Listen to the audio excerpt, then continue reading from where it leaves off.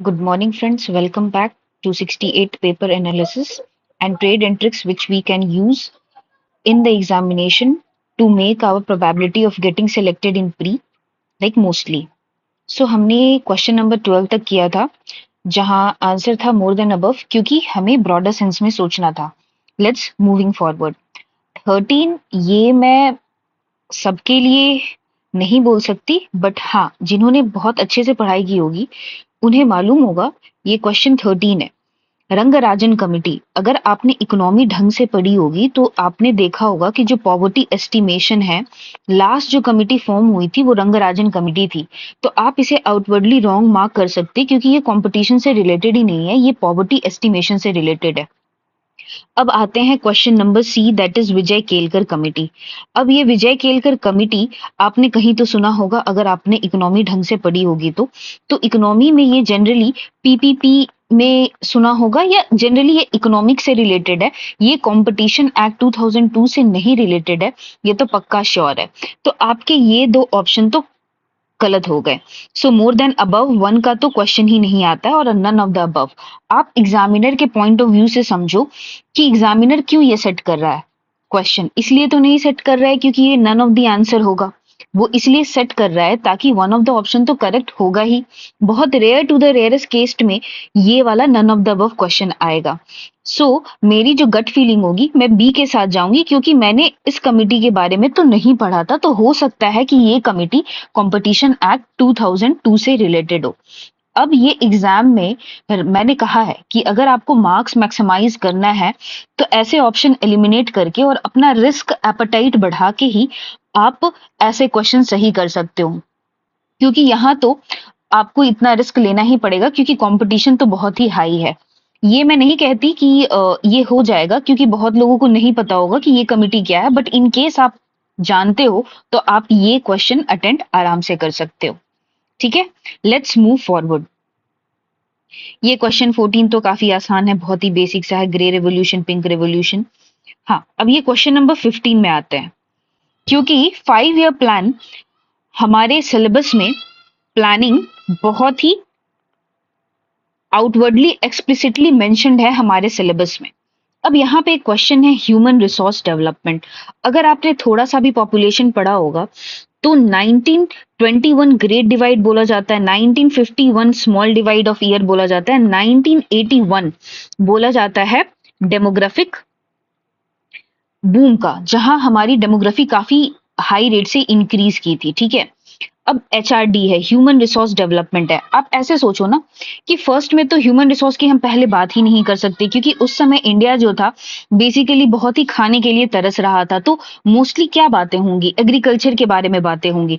तो first 5 year plan तो हो ही नहीं सकता जहां हम ह्यूमन रिसोर्स की बात करें क्योंकि हम उस समय बेसिक नीड्स के लिए लड़ रहे थे. सेकंड है थर्ड. थर्ड में भी नहीं होगा क्योंकि अगर फर्स्ट नहीं है तो सेकंड में, जैसे कि अगर आपने पढ़ा होगा क्योंकि प्लानिंग है हमारे सिलेबस में, अगर आपको मोटा मोटी याद भी होगा तो फर्स्ट एग्रीकल्चर से डील करता है. ठीक है, सेकंड है आपका इंडस्ट्रियलाइजेशन से डील करता है, महान लोबिस प्लान से डील करता है. थर्ड भी उसी का रोल बैक था कि नहीं फिर से एग्रीकल्चर पे जाते हैं, तो थर्ड भी नहीं हो सकता है. ठीक है, और फिफ्थ की बात है तो फिफ्थ मतलब इंदिरा गांधी के समय में आई थी और फिफ्थ का अगर आपको याद हो तो गरीबी हटाओ हमारा ये था नारा था फिफ्थ 5 ईयर प्लान में, तो फिफ्थ भी नहीं हो सकता. एचआरडी की बात ना बहुत बाद में आएगी, बहुत बाद में नहीं आएगी तो एटलीस्ट 1980s में आएगी जहां पे ह्यूमन रिसोर्स का बूम होने लगा है. ठीक है, जहां पे थोड़ी सी आईटी की इनकमिंग होने लगी है, जहां पे मॉडर्नाइजेशन होने लगा है, वहां हम ह्यूमन रिसोर्स की बात करने लगेंगे. तो ये तीन ऑप्शन नहीं होंगे. ठीक है, ये इसकी ऑप्शन होगी नन ऑफ द अबव. तो बेसिकली इससे हमें क्या सीख मिलती है कि जो एक्सप्लिसिटली मेंशन्ड है हमारे सिलेबस में एटलीस्ट उसको एक बार आप गो थ्रू कर लो. मैंने प्रीवियसली भी कहा है जैसे कम्युनिटी डेवलपमेंट है तो आपको इसका इवोल्यूशन के बारे में पता होना चाहिए. सिमिलरली 5 ईयर प्लान का आपको नहीं बोल रही हूँ कि एग्जैक्टली आपका क्या ग्रोथ रेट है, बट बेसिकली क्या आइडिया था उस 5 ईयर का, कब रोलिंग प्लान हुआ, क्यों फेल हुआ, क्या सक्सेस हुआ, ये आपको बहुत ही क्लियर डिमार्केशन होनी चाहिए कि हाँ this planning year set this and this, या ये क्लियर होना चाहिए कि एटलीस्ट ये प्लान में तो ये नहीं था क्योंकि हम इस समय जूझ रहे थे. ठीक है, जैसे ही ये फर्स्ट एंड थर्ड जो 5 ईयर प्लानिंग थी उसमें हम अपने भूखमरी को मिटा रहे थे क्योंकि बहुत ही इम्पोवरिश्ड कंट्री था भारत। ठीक है, तो आपको थोड़ी सी ध्यान देनी पड़ेगी और अपना माइंड ओपन रहेगा, आपको बहुत ही ब्रॉडली सोचना है। सिमिलरली ये देखो 5 ईयर के प्लान पे ही बेसिस पे ये 17 क्वेश्चन नंबर है। अब आपको पता होगा कि हाँ 90s में ही 1991 1992 में अगर आपको अच्छे से याद हो तो हमारा लिबरलाइजेशन हुआ था। तो ये तो बहुत ही डायरेक्ट क्वेश्चन है, ये आपको कर लेना चाहिए था कि 1992 1993 थी। 91 तो होगा नहीं क्योंकि उस समय वो प्लानिंग चल रही थी, वो कमिटी फॉर्म हुई थी, वो डिस्कस कर रहे थे WTO से या वर्ल्ड बैंक से क्या बातें चल रही थी कि हमारा बहुत ही ज्यादा डेफिसिट था। तो उस सिनेरियो में हमारा ऑप्शन ये बी होता है। ठीक है, अब ये क्वेश्चन नंबर 18 है। आप देख रहे हो लगातार 5 ईयर प्लान से 3 क्वेश्चन है, मतलब इससे हमें ये मिलती है सी कि हमें 5 ईयर प्लान बहुत ही अच्छे तरीके से पढ़ना है। अब एक बात देखो, चलो आपको टैगलाइन नहीं पता है 5 ईयर प्लान का, बट ये आप ध्यान से ऑप्शन पढ़ो। 5 ईयर प्लान किस पर्पज से बनता है? फाइनेंसेस से रिलेटेड है। ठीक है, मतलब हम कैसा क्या प्लान करें, अपना पैसा कहाँ लगाएं। तो लिटरेचर जो है अगर आप ध्यान से पढ़ो, क्या वो इकोनॉमी या फाइनेंसेस से रिलेटेड है? नहीं है। मतलब एक 5 ईयर में हम लिटरेचर के बारे में क्यों बोलेंगे? लिटरेचर कल्चरल थिंग है। ठीक है, 5 ईयर प्लान इकोनॉमिक से डील करता है, तो दो डिफरेंट एस्पेक्ट है। हाँ, एक कुछ रैंडम पॉलिसी ले आए वो अलग बात है, बट गोल तो नहीं हो सकता है कि हाँ लिटरेचर को हमें मतलब बढ़ावा देना है या कुछ है। क्योंकि आप देखो कि जब 5 ईयर्स था तो हम अपना रिवाइव करेंगे लिटरेचर, तो उसके लिए उतना फोकस्ड होने की जरूरत नहीं है। तो आपको ये पता होना चाहिए कि ये जो 4 नंबर ऑप्शन है, लिटरेचर तो 5 ईयर का गोल हो ही नहीं सकता, क्योंकि ये थोड़ा कल्चरल एस्पेक्ट में चला जाता है। अगर आप इसको देखोगे तो ऑप्शन 4 गया यहां से, ऑप्शन 4 गया यहां से, ऑप्शन 4 गया यहां से, इसीलिए answer none of the above होगा। मैं बोली थी कि जनरली क्या बोलते हैं, एग्जामिनर नहीं देता है ये option, but sometimes in order to check your knowledge they can give none of the above. और ये आउटवर्डली पता है, ऐसा कुछ नहीं कि बहुत ज्यादा कंफ्यूजिंग है। आपको पता होना चाहिए 5 ईयर है, थोड़ा इकोनॉमिक एंड फाइनेंसेस से रिलेटेड है, literature is something which is cultural, तो उसका गोल होना बहुत ही फार फेच्ड आइडिया होगा कंसिडर्ड करना कि नहीं भाई लिटरेचर हो सकता है। सो अपने पर्सपेक्टिव को ब्रॉडन रखें और क्वेश्चन करें कि ये क्यों नहीं होगा। क्यों नहीं होगा मैं पहले भी बता चुकी हूँ कि ये 5 ईयर प्लान इकोनॉमी से डील करता है एंड लिटरेचर कल्चर से डील करता है। ठीक है, ये 19 भी डायरेक्ट क्वेश्चन था। ठीक है, यहाँ पे भी मैं जैसे शायद क्वेश्चन नंबर 2 था या 3 था जहां वो कॉन्स्टिट्यूशन का फ्रेमवर्क था, वही सेम लॉजिक यहाँ भी अप्लाई होगा। देख लो यहाँ जो दो ऑप्शन है ना सिमिलर है, बस प्लस माइनस का फर्क है। तो बट ऑब्वियस है आपका आंसर इसी में छुपा है, क्योंकि एग्जामिनर आपको ये प्लस माइनस में कंफ्यूज करने की, तो आपकी प्रोबेबिलिटी 50-50 हो गई। बाकी आपको इस टाइप के क्वेश्चन में 50-50 क्वेश्चन में आपको अटेंड करने ही होंगे in order to maximise your marks. ठीक है, इसका आंसर तो सी था। और ये दिया भी हुआ था शायद ट्रेड बैलेंस ऑफ इंडिया में, आप पढ़े होगे करंट अफेयर्स में, ये आ गया होगा। नेक्स्ट क्वेश्चन है, ये भी करंट अफेयर्स का पार्ट है, ये क्वेश्चन तो उन्होंने हटा ही दिया था। ये भी करंट अफेयर्स का क्वेश्चन है। ये बिहार इकोनॉमिक सर्वे, मैं बोलती हूँ मैं एक सीरीज लूंगी जहां पे economic survey of Bihar and budget को मैं डिस्कस करूंगी और वहां से कौन कौन से स्कीम इंपॉर्टेंट बनते हैं, क्या क्या फैक्ट्स एंड फिगर है।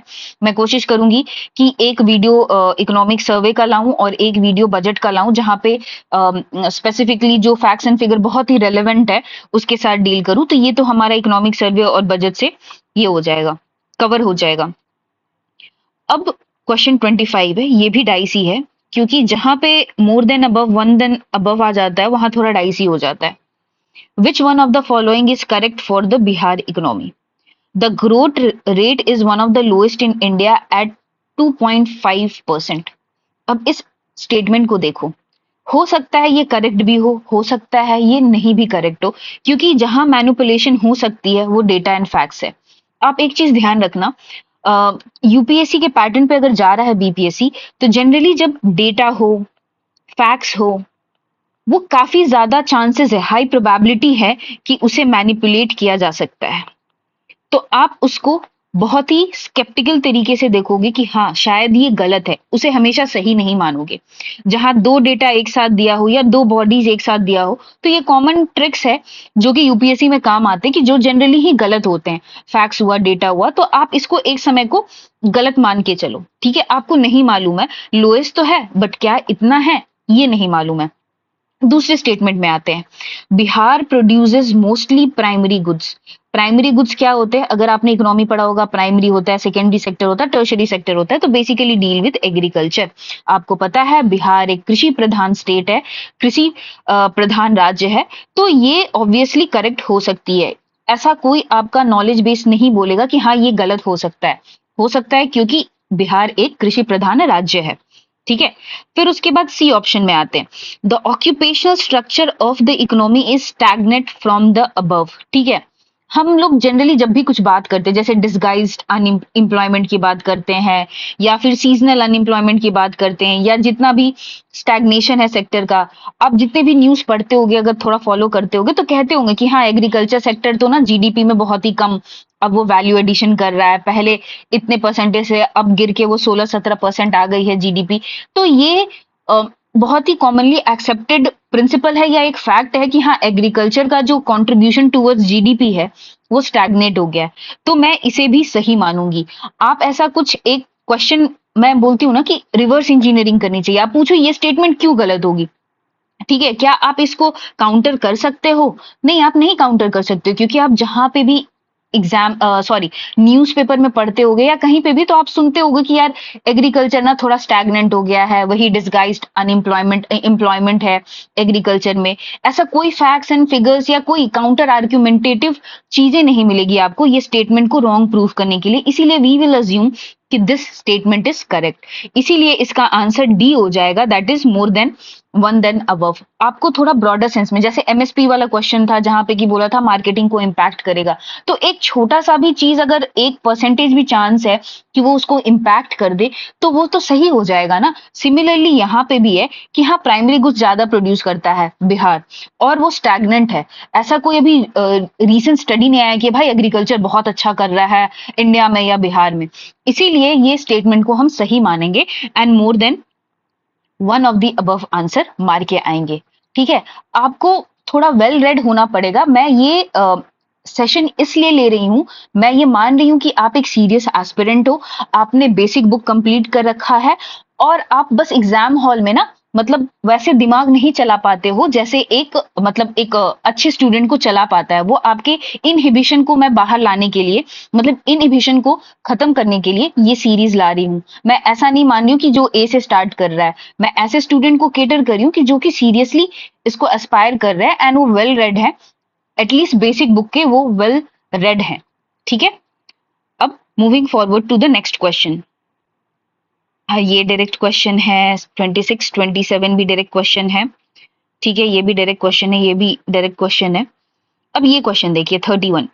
मैं बोलती हूँ जो स्टेटमेंट बेस्ड क्वेश्चन होते हैं ना वो सबसे आसान होते हैं, बस आपको ये रखना है कि एग्जामिनेशन हॉल में अपना काम को बहुत ही अच्छे से मेंटेन रखना है, अपने माइंड को बहुत ही कंट्रोल वे में रखना है, और एक सेंटेंस को बहुत अच्छे तरीके से बार बार रीड करना है।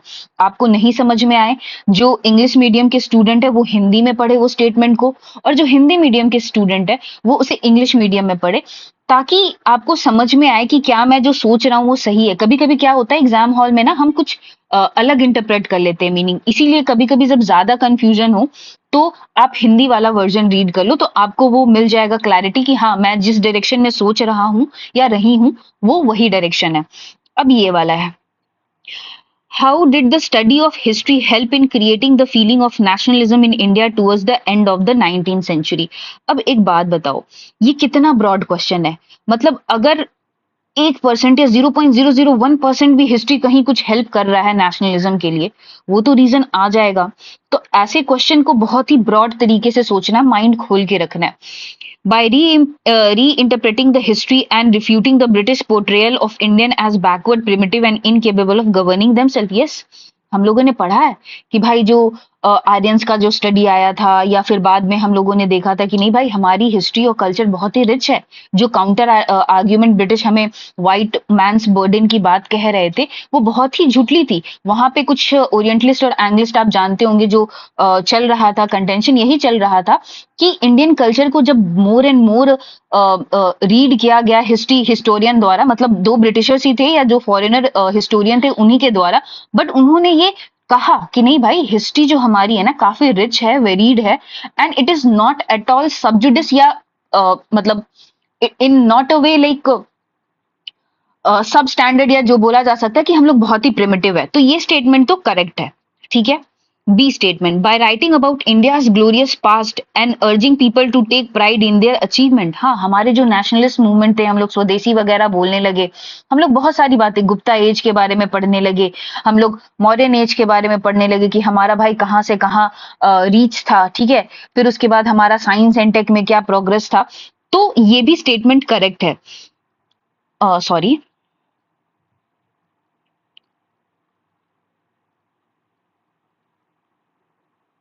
ठीक है, हम 31 में थे। ठीक है। तो ये दो स्टेटमेंट तो हमने देख लिया कि नहीं भाई, जो हमारे इंडिपेंडेंट लीडर्स भी थे वो भी पढ़ रहे थे, वो भी बाहर जा रहे थे, वो भी डिस्कवर कर रहे थे। नाउ थर्ड स्टेटमेंट में आते हैं, by urging people to struggle and change the miserable condition of life under the British rule. पता नहीं, ये बहुत ही एम्बिगुअस है, बट ये तो डेफिनेटली ये दो तो करेक्ट है। ठीक है। मैंने आंसर की नहीं देखा है, बट मैं ऐसी सिंपली आपको बता रही हूँ। ये बहुत ही एम्बिगुअस है। चलो एक समय को मान लेते हैं कि करेक्ट भी हो सकता है, इनकरेक्ट भी हो सकता है, बट आपको तो ये पता है कि ये दोनों हिस्ट्री से डील करता है, ये दो ऑप्शन तो पर्टिकुलरली करेक्ट है। तो इसका आंसर जो होगा ये डी होगा। ठीक है, मोर than one of the above, क्योंकि अगर 1% भी हेल्प कर रहा है तो ये स्टेटमेंट ना सही हो जाएगी। ठीक है।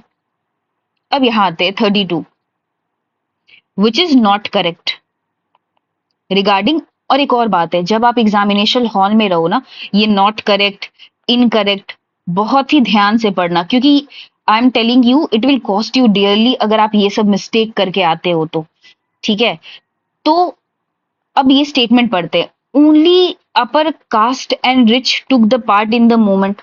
ये कितना ही एक्सट्रीम स्टेटमेंट है ना, कि भाई ओनली अपर कास्ट। आपको भी मालूम है कि नॉन कॉपरेशन मूवमेंट ऐसा था जहां पे हम मुस्लिम भी साथ आए थे, मर्ज हो गया था, हम लोग दोनों एक दूसरे के साथ सहमति बना के कि भाई no we will launch this non cooperation movement. बच्चे, बूढ़े, विमेन, सारे लोग बाहर आए थे ये नॉन कोऑपरेशन मूवमेंट के लिए। काफी बड़ा अपसर्ज था, जो कि चौरा चौरी मूवमेंट के बाद थोड़ा सा ये पड़ गया, मतलब गांधी जी ने कॉल ऑफ कर दिया। But we know that it is commonly known fact कि सारे तबके के लोगों ने पार्टिसिपेट किया था। तो ये तो गलत है, और क्वेश्चन क्या पूछ रहा है, नॉट करेक्ट, तो वन ऑप्शन तो होगा ही। तो अब देखो, ये है वन ऑप्शन, ये है वन ऑप्शन, तो आप इसको तो काट ही सकते हो। जैसे ही रीड करो वैसे ही स्ट्राइक डाउन करो और डिड्यूस करने की कोशिश करो। ठीक है। ऐसा नहीं कि पहले मैं पूरा क्वेश्चन पढ़ूंगा या पढ़ूंगी और फिर उसके बाद ऑप्शन जाऊंगी। तो देखो कि चलो ठीक है, वन है तो वन वन इसमें है। अब क्या हो गया कि अब मोर देन वन अबव तो ये होगा नहीं, और नन ऑफ दी अबव तो होगा ही नहीं, क्योंकि मुझे एक तो स्टेटमेंट इनकरेक्ट मिल गई है। ठीक है। फिर है, the council election were boycotted even by the justice party of Madras. मेरे को नहीं मालूम भाई ये है कि नहीं है, तो मैं इसे डाउटफुल में रख रही हूँ। ठीक है। अब क्वेश्चन नंबर 3 में आते हैं, thousands of student left government control school, headmaster, teacher resign and lawyer gave up their practices. हाँ भाई, स्पेक्ट्रम में अगर आपने स्पेक्ट्रम पढ़ा या कोई और भी सोर्स पढ़ा होगा तो आपने देखा होगा काफी मास पार्टिसिपेशन हुआ होगा, और वहां पे लोगों ने अपना, मतलब स्टूडेंट ने पढ़ना छोड़ दिया, लॉयर ने अपना प्रैक्टिस छोड़ दिया। गांधी जी ने अपील किया था लोगों से कि आप ना जहां जहां हो नॉन कोऑपरेट करो, तो ये सब फॉलो हुआ था। ये स्टेटमेंट करेक्ट हो गई। पूछा क्या है, इनकरेक्ट पूछा है, तो ये करेक्ट हो गई। तो फिर हमारा जो ये 3 वाला है ये तो गलत हो गया कि नहीं भाई, हमसे तो इनकरेक्ट पूछा है, and statement 3 is correct, so this statement goes off. So only remaining statement is 1 and 2। मेरा ये डाउटफुल भी था, मुझे इसकी नॉलेज भी नहीं थी पूरी, बट बिकॉज मैंने अपना थोड़ा सेंस लगाया कि चलो ठीक है, आगे मैं कोशिश की डिड्यूस करने की, तो मेरे आंसर आ गए। ऐसा नहीं कि मेरी आंसर गलत होगी या कुछ भी होगी, मैंने बाइजत अपना लॉजिक लगा के इसे डिड्यूस किया है। मुझे इसके बारे में बिल्कुल भी नहीं पता था, बट इसके बारे में पता था और इसके बारे में पता था, उससे भी हमारा आंसर आ जा रहा है। ठीक है। तो जब भी एग्जाम हॉल में आप जाओ, सबसे पहली बात है कि अपना काम एंड कंपोज मेंटेन करके रखो, और क्वेश्चन को बहुत ही अच्छे तरीके से ध्यान से पढ़ो, क्योंकि जो आंसर है ना वो क्वेश्चन में ही छुपा हुआ है। मैं भी पहले बहुत ही स्ट्रगल करती थी, मैं जब यूपीएससी दी थी तो I failed in UPSC few attempts, लेकिन फिर मैंने इस पे काम किया, मैंने बहुत सारे टेस्ट लगाए, मैंने अपने काम एंड कंपोज को बहुत ही मेंटेन किया, तो मुझे बहुत हेल्प किया, ना कि यूपीएससी में बल्कि बीपीएससी में भी। बीपीएससी को लोग बोलते हैं कि बहुत ही ज्यादा फैक्चुअल है, but I am telling you कि बहुत ज्यादा फैक्चुअल नहीं है। मैं 69th का प्री क्लियर की थी, मैं बताई हूँ, मैं उसके लिए बिल्कुल भी नहीं पढ़ी थी, क्योंकि मेरा मेंस जो था ना वो 24 को खत्म हुआ था एंड 30 को एग्जाम था. Hardly I got any time to study. मैं बस क्या की, जो बेसिक होते हैं, ज्योग्राफी होती, बस वही किया था. बट फिर भी I was able to clear with like flying marks. मुझे काफी अच्छे कट ऑफ से, काफी आई थिंक 5 6 7 मार्क्स ऊपर आए थे, जो भी कट ऑफ था. तो इससे ये पता लगता है कि अगर एक बार आपका बेस जो है ना वो मेंटेन हो गया ना, बस आपको उसके बाद ना अपनी लॉजिक और थोड़ा ब्रॉडर एस्पेक्ट अप्लाई करनी होती है और अपना कूल एंड कंपोज मेंटेन करना होता है. ठीक है. तो ये बहुत ही कुछ बहुत ही बड़ी कुछ ऐसी चीज नहीं है जो आप नहीं कर सकते हो. अगर आप मेहनत कर रहे हो तो बट ऑब्वियस है आप एक दिन सक्सेस पाओगे. ठीक है. फिर हम लोग अगले स्लाइड में, मतलब अगले क्लास में मिलेंगे, जहां पे हम और आगे क्लासेस कैरी फॉरवर्ड करेंगे. And we will see you, I will see you in the next video of the 68 paper analysis. Till then, bye. Take care. Stay tuned.